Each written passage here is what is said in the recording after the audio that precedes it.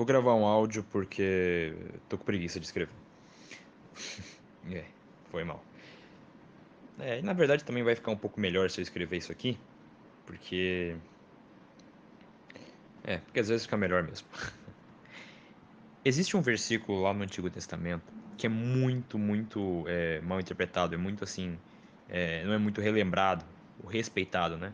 Lembrando que a palavra respeitar, né, aqui adquire um outro sentido. Respeitar, a etimologia de palavra respeitar é re-espectrar, ou seja, espectro, né, olhar, né? Você olhar de novo, é você dar uma segunda olhada, né? Você olhar com mais profundidade, não olhar só uma vez, olhar superficialmente. Então esse versículo ele não é muito respeitado nesse sentido. Olham ele batido assim, entendi, bom, passa. Que é que lá no Antigo Testamento, no episódio de Moisés, enfim, diz o seguinte: Moisés ele faz lá os seus milagres e etc. E aí tem um versículo que fala assim: o faraó ele olha aquilo, só que aquilo não comove ele, né? Ele não fica impressionado com a grandeza de Deus, não, ele tem outra reação que é impressionante.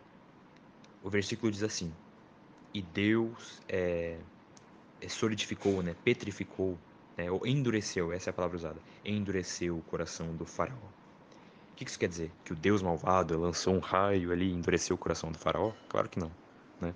É que aqui Deus, né, no sentido das obras de Moisés, né? Porque quem faz milagre é Deus, né? É como se Deus tivesse, vamos dizer assim, por meio daquela ação, aquilo não informou o faraó, aquilo não levou ao temor a Deus, que é o princípio de toda a ciência. Olha as ligações, olha o quão perfeito é o catolicismo. O temor a Deus é o princípio de toda a ciência. Ou seja, aquilo não levou um temor a Deus. Nossa, Deus é maior que eu, Deus existe. Não. Aquilo petrificou, aquela ação divina petrificou o coração do faraó. Por quê? Porque as coisas de Deus, elas têm esse poder.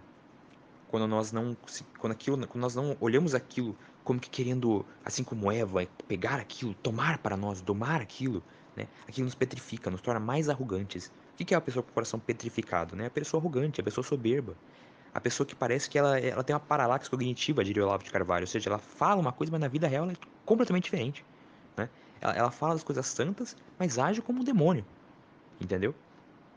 Às vezes a pessoa é cheia de vícios assim, terríveis, vícios assim, principalmente vícios intelectuais, como a inveja e a soberba, a avareza, enfim, e vícios sensíveis às vezes até. Às vezes a pessoa tem uma vida assim luxuriosa terrível, né? E ela fala as coisas de Deus, né? Por quê? Porque quanto maior é uma ciência, mais aquilo é capaz de tornar a pessoa arrogante, se ela não se rebaixar. Então por isso que a gente tem que sempre falar as coisas para as pessoas levando em conta o nível que elas estão. Porque se a gente fala uma coisa muito elevada para uma pessoa que não é capaz de ser humilde, ela vai se tornar um demônio de soberba, né?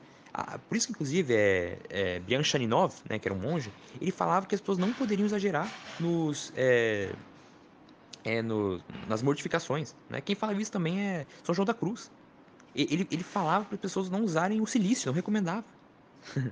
Por quê? Porque aquilo torna a pessoa um monstro de soberba, entendeu? Se os vícios sensíveis tornam pessoas animais, os vícios intelectuais tornam pessoas demônios, entendeu? E é isso que eu quero dizer, né? A gente tem que sempre, sempre, sempre, sempre focar na humildade.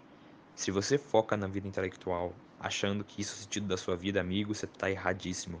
Aqui na nossa vida, o que mais tem que passar na nossa cabeça é ser humilde. Acabou, entendeu? Enfim, e o que eu queria dizer é que existe sim um conflito, né?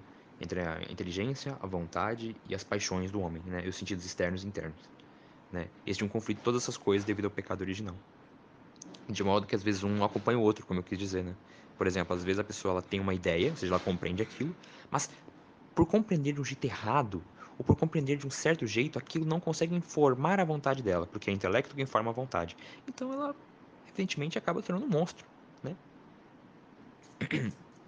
E ela vai usar essas armas, né? Que ela tem essas armas intelectuais, porque ideias são como lâminas, né? Se eu não me engano, foi Santo Alberto Magno que disse isso.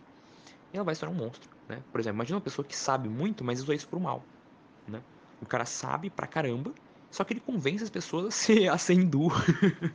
Tipo, tem tanta gente assim, né, que estuda Tomás de Aquino e o cara vira hindu e se converte ao protestantismo. Como assim, cara? Você não vê a vida dos santos? Amigo, se o Padre Pio foi pro inferno, eu tenho a honra de ir pro inferno que ele foi, né? Enfim, brincadeiras à parte, é isso. O áudio ficou muito longo, mas é isso.